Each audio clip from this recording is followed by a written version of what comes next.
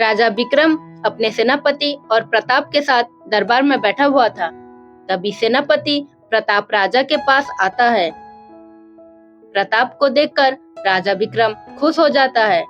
मेरे दोस्त, तुम्हें देखकर मेरा दिल खुश हो गया। अब बताओ, मैं तुम्हें जो काम दिया था वो पूरा हो गया? हाँ महाराज, पूरे राज्य में चावल, गेहूं और दाल भेज दिया है। सेनापति की कामों से राजा विक्रम खुश हो जाता है। अगर तुम्हें कोई भी काम दिया जाए तो वो काम तुम पूरा करते हो, इसलिए तुम मेरे दोस्त नहीं, मेरे भाई हो। अक्सर राजा विक्रम अपने दोस्त प्रताप के साथ घुमा करते हैं। रात हो जाती है। सेनापति प्रताप अपने सैनिक के साथ बैठा हुआ था। मेरे सेनापति कब तक राजा विक्रम के आगे सर झुकाकर खड़े रहेंगे? मुझे लगता है अब वक्त आ चुका है। राजा विक्रम को रास्ते से हटा दें, फिर आप श्यामपुर राज्य के राजा बन जाएंगे। राजा तो मैं बन जाऊंगा, लेकिन राजा विक्रम को कैसे मारे? सुबह होती है। राजा विक्रम अपने कमरों में अपने दोस्त का इंतजार कर रहे थे। तभी उनका दोस्त सेनापति प्रताप उनके पास आता है। महाराज, आपने मुझे बुलाया? आज हमें राजा शिवाजी के यहाँ जाना है। सारे सैनिक को खबर कर दो। ये सुनकर सेनापति प्रताप खुश हो जाता है। महाराज, लगता है राजा शिवाजी की बेटी आपको पसंद आ गई है। हाँ, मैं उनकी बेटी से शादी करना चाहता हूँ। ठीक है महाराज, अभी सारे सैनिक को खबर करता हूँ। सेनापति प्रताप अपने जासूस सैनिक के पास खड़े होकर हंस रहा था। आज वो दिन है जहाँ राजा विक्रम मर जाएगा। जब हम जंगल के रास्ते से जाएंगे, तब हम राजा विक्रम को मारकर नदी में फेंक देंगे। राजा विक्रम के पीछे पीछे सेनापति अपने सैनिक को लेकर निकल पड़ता है। राजा विक्रम अपने रास्ते पे जा रहे थे। तभी एक बूढ़ा आदमी राजा विक्रम का रास्ता रोकता है। महाराज, मैंने आपका रास्ता रोका है, मुझे माफ कर दो, लेकिन मेरी एक दरख्वास्त है। कैसा दरख्वास्त? मेरा परिवार कुछ दिनों से भूखा है। कुछ चावल, गेहूं मिल जाए तो अच्छा होगा। ये सुनकर राजा विक्रम हैरान हो जाता है। तुम कौन से गांव के हो? महाराज, मेरा गांव का नाम सीतापुर है। सिर्फ मेरा परिवार नहीं, पूरा गांव भूखा है। ये सुनकर राजा विक्रम सेनापति के तरफ देखता है। सेनापति प्रताप, मैं तुम्हें जो चावल गेहूं दिया था, इस गांव में क्यों नहीं पहुंचा?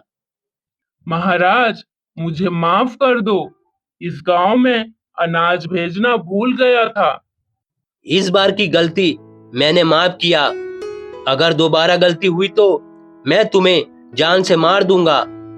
बाबा, आप आराम से घर जाएं। मेरा सैनिक आपके गांव में अनाज भेज देगा। ये कहकर राजा विक्रम सैनिक के साथ आगे निकल जाता है।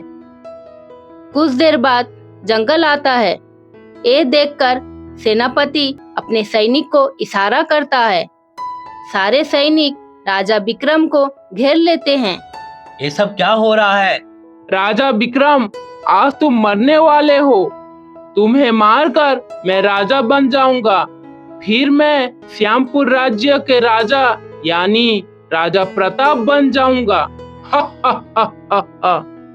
मेरे सैनिक राजा विक्रम को मार दो। सारे सैनिक राजा विक्रम को मारकर नदी में फेंक देते हैं, लेकिन राजा विक्रम जिंदा था। वो नदी के किनारे तैरते हुए बेहोश हो जाता है। कुछ देर बाद बूढ़ा आदमी नहाने के लिए नदी को आता है। तभी देखता है राजा विक्रम नदी के किनारे बेहोश पड़ा है। ये तो हमारा राजा विक्रम है। इनकी ऐसी हालत किसने की है? उस बूढ़े आदमी ने राजा विक्रम को अपने घर लाता है। कुछ दिनों बाद राजा विक्रम ठीक हो चुका था। बाबा, तुम्हारा बहुत ही शुक्रिया। अगर तुम नहीं होते तो मैं आज जिंदा नहीं होता। महाराज, कैसा शुक्रिया, ये तो हमारा फर्ज था। अगर उस दिन आपने हमारे गांव को अनाज नहीं देते, हम सब भूखे मर जाते। पूरा गांव राजा विक्रम का शुक्रिया अदा करता है। अब मुझे महल जाना होगा। महाराज, अगर आप महल गए तो आपका दोस्त यानी सेनापति प्रताप आपको मार देगा, क्योंकि महल के चारों तरफ उसके सैनिक खड़े हैं। ठीक है, मुझे राजा शिवाजी की मदद लेनी होगी। राजा विक्रम शिवाजी के यहाँ जाता है।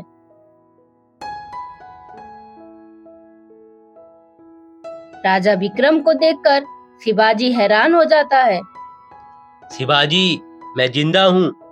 उस धोखेबाज ने मुझे मारकर नदी में फेंक दिया था, लेकिन भगवान ने मुझे बचा लिया। लेकिन तुम इतने उदास क्यों हो? उस धोखेबाज ने मेरी बेटी से जबरदस्ती शादी कर ली है। ये सुनकर राजा विक्रम गुस्सा हो जाता है। अब उस धोखेबाज को मरना होगा। कैसे मारेंगे उसे? वो तो हर समय सैनिक के साथ रहता है। उस धोखेबाज को महल से बाहर निकालना होगा। लेकिन कैसे? आपकी बेटी उसे महल से बाहर लाएगी। रात हो जाती है। राजा विक्रम अपना रूप बदलकर रुक्मणी के पास जाता है। रुक्मणी राजा विक्रम को देखकर हैरान हो जाती है। मैं जानता हूँ उस धोखेबाज ने आपसे जबरदस्ती शादी की है, फिर आपको इस कैद खाने में कैद करके रखा है। लेकिन उस धोखेबाज को मरना होगा, नहीं तो पूरा राज्य को भूखा मार देगा। रात के अंधेरे में रुक्मणी राजा विक्रम के साथ महल से बाहर आ जाती है। जब सुबह को ये खबर राजा प्रताप को मिलती है, राजा प्रताप रुक्मणी का पीछा करता है। तभी पूरा गांव राजा प्रताप को घेर लेता है।